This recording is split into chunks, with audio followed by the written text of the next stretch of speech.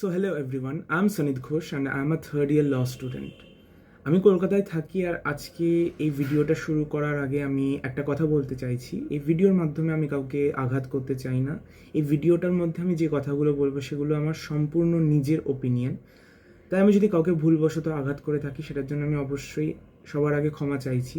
আমার থেকে যদি কোনো ভুল হয়ে থাকে অবশ্যই আমাকে পয়েন্ট আউট করে দেবেন কমেন্ট সেকশনে লিখে আপনার মতামত। সো আমরা সবাই জানি আমাদের সোসাইটির মধ্যে এখনও ওমেনরা কোন লেভেলে আছে, তারা কতটা আনপ্রোটেক্টেড, তারা কতটা আন্ডার প্রিভিলেজড অ্যান্ড তারা কোনোভাবে সেরকম সাপোর্ট এখনও পাচ্ছে না।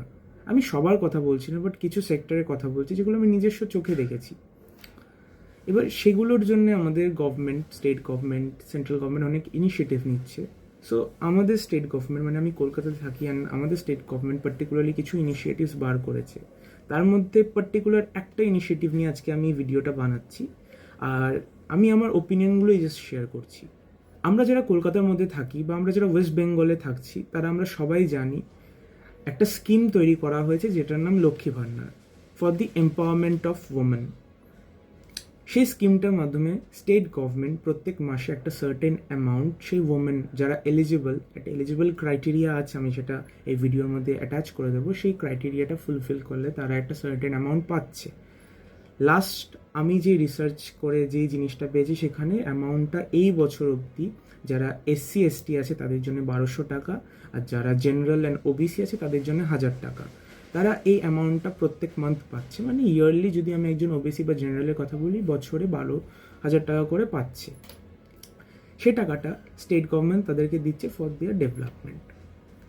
That sounds actually good, but আমার কিছু কোশ্চেন্স আছে, আমার কিছু ক্রিটিসিজমস আছে, আমি সেটাই। সো আমার রিসার্চ অনুযায়ী ফর দিস ফাইন্যান্সিয়াল ইয়ার, মানে যেটা 2024 to 2025 এখন আমরা যেটার মধ্যে এক্সিস্ট করছি সেটার মধ্যে অলমোস্ট 20,000 crore রুপিস খরচা করা হয়েছে ফর দিস ইনিশিয়েটিভ, অ্যান্ড তার ঠিক প্রিভিয়াস ইয়ারে 10,000 crore রুপিস খরচা করা হয়েছে ফর দিস ইনিশিয়েটিভ। সো এই টাকাগুলো মেইন সোর্সিং যেটা গভর্নমেন্ট করছে সেটা আমার আর আপনার ডিরেক্ট টাকা, যেটা আমরা স্টেট গভর্নমেন্টকে ট্যাক্সেস দিচ্ছি অ্যান্ড আদার ওয়েতে আমরা ইকোনমিতে যেই টাকাটাকে দিয়ে কন্ট্রিবিউট করছি সেখান থেকেই এই অ্যামাউন্টটা জেনারেট হচ্ছে। সো আমার কোশ্চেন ইজ দ্যাট ডিরেক্টলি যখন গভর্নমেন্ট এই টাকাটা মার্কেটে নিয়ে আসছে তাহলে তো সেটা একটা ইনফ্লেশন ইনক্রিজ করছে। আমি সেরকমভাবে ইকোনমিকের স্টুডেন্ট নই, বাট আমি যখন আমার ল পড়ছি, আমার ইকোনমি সাবজেক্ট আমি পড়েছি, যখন গভর্নমেন্ট ডিরেক্টলি মার্কেটে টাকা ঢেলে দিচ্ছে তখন টাকার যে ভ্যালুটা আছে, মানে একটা মানুষের কাছে টাকাটা অনেক চলে আসছে, যেই ক্ষেত্রে জিনিসপত্রের দাম আরও বেশি বেড়ে যাচ্ছে। আমি আপনাকে একটা সম্পূর্ণ একটা সাধারণ উদাহরণ দিচ্ছি। ধরুন আপনার কাছে 100 টাকা আছে আর একটা ব্রেডের দাম 100 টাকা, আপনি ওই 100 টাকা দিয়ে একটা ব্রেড কিনবেন, বাট পরবর্তীকালে আপনার কাছে যদি 1000 টাকা চলে আসে তাহলে আপনি সেরকম 10টা ব্রেড কিনবেন। এবার যে ব্রেডটা সেল করছে সে দেখছে যে মানুষের ডিমান্ডটা বেড়ে যাচ্ছে, কেন মানুষের পারচেজিং পাওয়ারটা বেড়ে যাচ্ছে, সেই কারণে সেই জিনিসটার দামটাও বাড়াচ্ছে।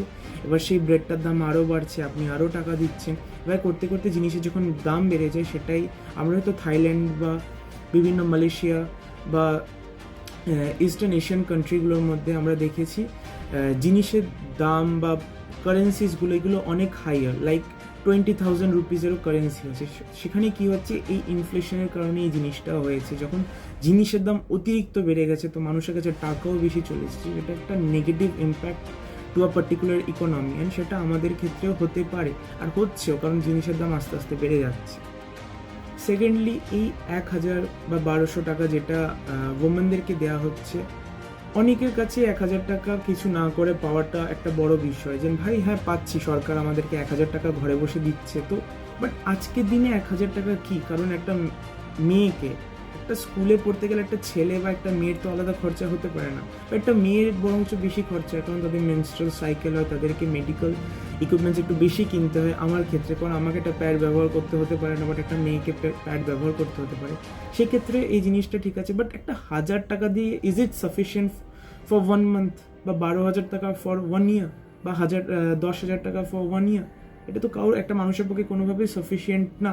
বিকজ আমরা সবাই জানি 1,000 টাকা দিয়ে আজকে কী পাওয়া যাবে? গ্রাম অঞ্চলে অনেক কিছু পাওয়া যায়, একটা সাধারণ ওষুধের দাম অনেক বেড়ে চলেছে, মেডিকেল ফেসিলিটিস এত খারাপ অবস্থা যেখানে আমাদেরকে প্রাইভেটাইজ হতে হচ্ছে, সেখানে 1,000 টাকা কোনো ভ্যালু রাখছেই না। আমার জাস্ট একটাই ওপিনিয়ন যে এই 10,000 কোটি টাকা বা 20,000 কোটি টাকা, যেটা একটা হিউজ অ্যামাউন্ট, মানে অনেকটা ডেভেলপমেন্টের জন্য উইচ ইজ এনাফ আমরা বলতে পারি একটা ইনিশিয়াল স্টেজে, সেই টাকাটাকে এভাবে ডিরেক্ট যদি আমরা মানুষের হাতে উইদাউট এনি ইনপুট তুলে দিই, কারণ একটা 40 বছরের মহিলা যিনি কিছু জানেন না, পড়াশুনো করেননি, তিনি কি কন্ট্রিবিউট করতে পারছেন সেভাবে ইকোনমির উপরে? কারণ আমি আমেরিকার কথা বলছি না, আমি কানাডার কথা বলছি না, বা আমি অন্যান্য আরও কান্ট্রিজের কথা বলছি, আমি ইন্ডিয়ার কথা বলছি, যেখানে আমাদের এখনও ইনফ্রাস্ট্রাকচার ডেভেলপমেন্ট খুব দরকার, ইকোনমিতে এখনও মানুষের কন্ট্রিবিউশন অনেক পরিমাণে দরকার। সেই জায়গায় আমি যদি ভাবে টাকা মানুষকে ফ্রিতে 1000 টাকা করে দিয়ে দিচ্ছি, যেখানে আমার ইনফ্রাস্ট্রাকচার ভালো না। আচ্ছা, এই 1000 টাকা আমরা যদি একটা মহিলাকে দিই, পরবর্তীকালে সেই মহিলাই যখন অসুস্থ হবে, সে যখন একটা গভর্নমেন্ট হসপিটালে যাবে যেখানে এনাফ ডক্টরস নেই, এনাফ নার্সেস নেই, মেডিসিন, গভর্নমেন্ট যেই মেডিসিন শালাগুলো বানিয়েছে, স্টোর্সগুলো বানিয়েছে, সেখানে ঠিকমতো মেডিসিন থাকে না, সেই কারণে যখন সেই মহিলাটাই সাফার করবে, তখন কি 1000 টাকা জমিয়ে সে নিজের ট্রিটমেন্ট করতে পারবে?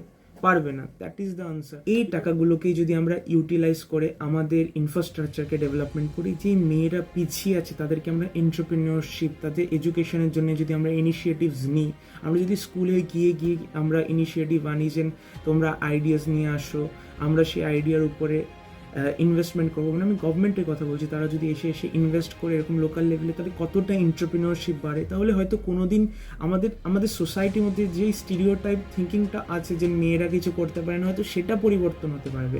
ছেলেদের উপর ইনভেস্ট না করো, বাট পার্টিকুলারলি মেয়েদেরকে টার্গেট করে স্কুলে গিয়ে আমরা যদি এইসব কথাগুলো ডিসকাস করি, তাহলে কতটা ইমপ্লিমেন্টেশন ভালোভাবে হয় এই এত বড় অ্যামাউন্টটা, যেটা এখনও ল্যাক করছে। কারণ আমার সাথে আমার অনেক বন্ধুরা যারা গ্রাম থেকে বিলং করে, যারা গ্রামে পড়াশোনা করেছে, আমি গ্রামে পড়াশোনা করিনি। ফর্চুনেটলি আমি আমার বাবা শহরে আমাকে বড় করেছে, শহরে একটা বেসিক স্কুলে ভর্তি করেছি, বাট আমার অনেক বন্ধুরা কলেজে আছে যারা গ্রাম থেকে পড়াশুনো করে উঠেছে। গ্রাম বলতে একদম প্রত্যন্ত গ্রাম থেকে অনেকে পড়াশুনো করে এসেছে। আমি তাদের সাথে যখন কথা বলি, তারা যখন আমাকে তাদের ডিফিকাল্টিসগুলো শেয়ার করে, সেগুলো থেকে আমার অনেক উগ্রতা জাগে, কেন হচ্ছে না এই জিনিসগুলো। সে কারণেই হয়তো আজকে আমি ভিডিওটাও বানাচ্ছি। তাদের বেসিক কিছু প্রবলেমসের মধ্যে তারা যখন আমাদের একটা কারিকুলাম আছে ইউজিসির আন্ডারে, যেখানে আমাদেরকে পাওয়ার পয়েন্ট প্রেজেন্টেশনস দিতে হয়, তারা যখন প্রেজেন্টেশন দিতে চায়, তাদের কমিউনিকেশন স্কিলটা সেরকমভাবে ডেভেলপ হয়নি স্কুল লেভেলে, সে কারণে তারা সবার সামনে দাঁড়িয়ে কথা বলতে পারে না, তাদের ইংলিশে একটু প্রবলেম হচ্ছে, তাদের যে বেসিক এডুকেশনটা হচ্ছে সেটা কোয়ালিটিটা বাজে থাকার কারণে তারা অনেক কিছু জানে না, তারা অনেক কিছু বুঝতে পারে না আজও, তারা কতটা ডিফিকাল্টিস ফেস করে। আর হয়তো এই কারণে আমাদের দেশের মধ্যে আনএমপ্লয়মেন্টটা বেড়ে আছে। আমরা সবসময় খুব সহজেই হয়তো সেন্ট্রাল গভর্নমেন্টকে দোষ দিয়ে দিলাম। আমি বলছি না তারাও কিছু ভালো করে রেখেছে, তারাও দোষ করেছে, বাট যখন লোকাল লেভেলে, মানে আপনার বাড়িটা যদি পরিষ্কার না থাকে, তাহলে কি করে দেশটা বা আপনার পাড়াটা পরিষ্কার থাকবে? জাস্ট আমি এটাই বলতে চাইছি যে এই জিনিসগুলো ছোটো ছোটো করে যদি আমরা এই টাকাগুলোকে ভালো ভালো জায়গায় ইনভেস্ট করি, তাহলে কতগুলো বেকার লোকেরা চাকরি পায়, হয়তো ক্রাইমের লেভেলটা কমে যাবে, হয়তো যে মেয়েরা এই টাকাটা পেয়েও পিছিয়ে আছে তারা এগিয়ে আসতে পারবে, তারা তাদের আইডিয়াসগুলো একটা ছেলের মতো আগিয়ে রাখতে পারবে, সেগুলোকে ভ্যালু দেওয়া হবে। That's all. এই জিনিসটাকে শুধুমাত্র ভোটের জন্য, লাইক এই ইনিশিয়েটিভটা যদি এটা ওমেন এম্পাওয়ারমেন্টের জন্যই হয়, তাহলে 1000 টাকা দিয়ে তো কোনো লাভ হচ্ছে না। কারণ হয়তো এই টাকাটা একটা স্কুলে না যাওয়া মহিলাও পাচ্ছে, যে এই 1000 টাকাটা তার সংসারেই ঢেলে দিচ্ছে। অনেকে আছে যাদের সাথে আমি কথা বলেছি, যারা লক্ষ্মী ভান্ডার পাচ্ছেন, তারা বলে যে হ্যাঁ 1000 টাকা পাই, সংসারের মধ্যে চলে যাচ্ছে, বাজার করে নিচ্ছি, হয়ে যাচ্ছে। তার মানে কি এই টাকাটা ওমেন এম্পাওয়ারমেন্টের ছিল, সেটা এখন একটা ফাইন্যান্সিয়াল অ্যাসেট হয়ে দাঁড়িয়েছে একটা ফ্যামিলিকে রান করার জন্য। হয়তো একটা ফ্যামিলি রান হচ্ছে, বাট একটা ওমেন রান হচ্ছে না এই টাকাটার মাধ্যমে। তার মানে কি টাকাটা হয়তো একটা গ্রেটার ইনিশিয়েটিভ নিয়ে ঢালা হয়েছিল, বাট সেটা সেভাবে এগোচ্ছে না। আমার মনে হয় গভর্নমেন্টকে সেটার থেকে রিট্যালিয়েট করে একটা বেটার কিছু খোঁজা উচিত, যেরকম আমি ওপিনিয়ন্স দিয়েছি, betterment of health care centre, betterment of education in our state. কারণ স্টেটেরই দায়িত্ব under the state list which has been made by the Indian constitution, যেখানে স্টেটের দায়িত্ব এডুকেশন সিস্টেমটাকে রেগুলেট করার। আর স্টেট বোর্ডসের যে স্কুলগুলো আছে, যেটা ইনফ্রাস্ট্রাকচার এত খারাপ, যেখানে ল্যাক অফ টিচার্স আছে, টিচাররা সেরকমভাবে এডুকেটেড না, তাদেরকে ঠিক করা, ইউথকে স্কিল্ড করা, ইউথকে ট্রেন করা, যাতে তারা হিউম্যান যে ক্যাপিটাল আছে সেটার মধ্যে তাদের ভূমিকা রাখতে পারে, সেখানে তাদের যোগদানটা দিতে পারে। আর লাস্টলি, এটা এই টপিকটার একটু বাইরে, যেটা আমার এই বছর খুবই খারাপ লাগলো যখন আমি পুজো দেখতে বেরিয়েছিলাম। রিসেন্টলি দুর্গা পুজো গেছে, লাইক 1 month এগো। আমি যখন কিছু কিছু প্যান্ডেলের সামনে দিয়ে গেছি, আমি কিছু ব্যানার্স দেখেছি, প্ল্যাকার্ডস দেখেছি, যেখানের মধ্যে লেখা ছিল গভর্নমেন্ট হ্যাজ প্রোভাইডেড 1,10,000 রুপিস। আমি নেটে যখন সার্চ করলাম, আমি দেখলাম গভর্নমেন্ট দিস ইয়ার 500 কোটি টাকার একটা বাজেট রেখেছে for registered clubs to organise Durga Puja, which is very good. কারণ দুর্গাপুজো আমার বাঙালির কাছে অনেক বড় একটা বিষয়, বছরে একবার আসে, আর ওই 4টে দিন আমরা অনেক আনন্দ করি। যখন মা চলে যায় অনেক কষ্ট হয়। আমি এখানেও কিছু কোশ্চেন্স আনছি, বাট তার আগে আমি কারোর রিলিজিয়াস সেন্টিমেন্টকে হার্ট করছি। Almost 45,000 register club. আমি হয়তো নাম্বারিং একটু ভুল হতে পারে, কারণ আমার কাছে সেরকম সোর্স ছিল না, বাট আমি তাও বলছি 45,000 ক্লাব যারা রেজিস্টার্ড আছে ওয়েস্ট বেঙ্গলে, তারা একটা অ্যামাউন্ট পেয়েছে which is 1,10,000 rupees from the state government to initiate Durga পূজা।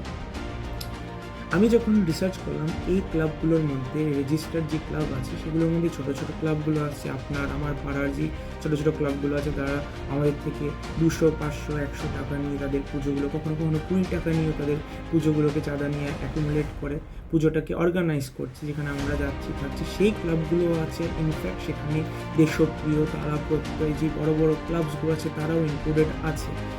আমার কোশ্চেন হচ্ছে যে ছোটো ছোটো ক্লাবের কাছে 1,10,000 is a very huge amount, কারণ তারা সেভাবে চাঁদা পায় না, মানুষ সেভাবে সেই এরিয়ায় ক্যাপাবল হয় না বেশি বেশি চাঁদা দেওয়ার জন্য।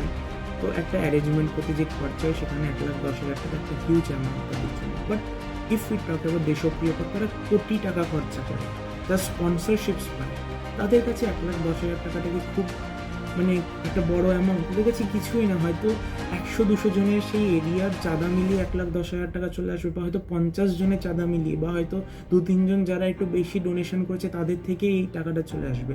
সেখানে যদি আমি 1,10,000 টাকা করে দিই, কোনো তো কাজেই আসছে না। মার পুজো, মার মূর্তি রেখে একটা সুন্দর প্যান্ডেলের মধ্যেও হয়ে যায়, বড় জাঁকজমক করেও হয়ে যায়, কোনো বাধা নেই, কোনো বিপত্তি নেই। বাট মা তো সকলেরই, আপনার আমার। হয়তো এই টাকাটা কোনো ভালো জায়গায় লাগালে, কোনো গরিবের কাছে লাগালে সেই জিনিসটা আরও ভালো হতো। কারণ আমি আপনাকে এটাই বোঝাতে চাইছি, টাকা লাগছে না সেটা না, একটা পুজো করতে অনেক টাকা লাগে, বাট সেখানে 1,00,000 টাকাটা আমি যদি অন্য কোনো ছোটো পুজোতেও দিই, হয়তো আরও 2টো পুজো ভালো হতে পারবে। সেই জায়গাটা একটা ডিফারেন্সিয়েশন চলে আসছে, হয়তো সেভাবে রিসোর্সটাকে ইমপ্লিমেন্ট করা হচ্ছে না, যেটা আমার personal opinion as a citizen, as a resident of this state, as a resident of this country. আর আমার কনস্টিটিউশন আমাকে সেই পাওয়ারটা দিয়েছে। সো আমি জাস্ট এটাই আমার ওপিনিয়ন রাখলাম, কারণ আমি একজন youth, as a student of law, আমারও কিছু কথোপকথন আছে, আমারও কিছু ওপিনিয়ন্স আছে, আর আমি চুপ থাকতে পারছিলাম না বলে এই ভিডিওটা বানিয়েছি। যদি ভিডিওটার মাধ্যমে আপনাদের কিছু ওপিনিয়ন্স শেয়ার করার হয়, তাহলে অবশ্যই কমেন্ট সেকশনে জানাবেন কী কী ওপিনিয়ন্স আপনি রাখতে চান। ভিডিওটা ভালো লেগে থাকলে প্লিজ লাইক করবেন, আর এইটা যদি কিছু ভ্যালুয়েবল হয়, আমার ইনফরমেশনগুলো বা আমার কথাগুলো যদি কোনো ইম্প্যাক্ট আনে বা কিছুই যদি হয়ে থাকে, প্লিজ শেয়ার করে থাকবেন। আর দ্যাটস অল, কিপ সাপোর্টিং। আবারও বলছি, কোনো ভুল বা ত্রুটি হয়ে থাকলে আমাকে অবশ্যই ক্ষমা করে দেবেন, কারণ আমিও একজন নর্মাল সিটিজেন, আমার কাছে হয়তো সেই নলেজটা ছিল না বলে আমি জায়গাটায় ভুল করে ফেলেছি। So that's all, thank you for watching this video till end. Hopefully আমি এরকম টপিকের উপরে আরও কিছু ভিডিওস আনবো। অ্যান্ড আমি কোনো পলিটিক্যাল পার্টিকে সাপোর্ট করি না, আমি জাস্ট নিজস্ব যে পলিটিক্যাল নলেজ আছে সেটাকে ইমপ্লিমেন্ট করে ভিডিওটা বানিয়েছি। Thank you, that's all. জয় হিন্দ, জয় ভারত।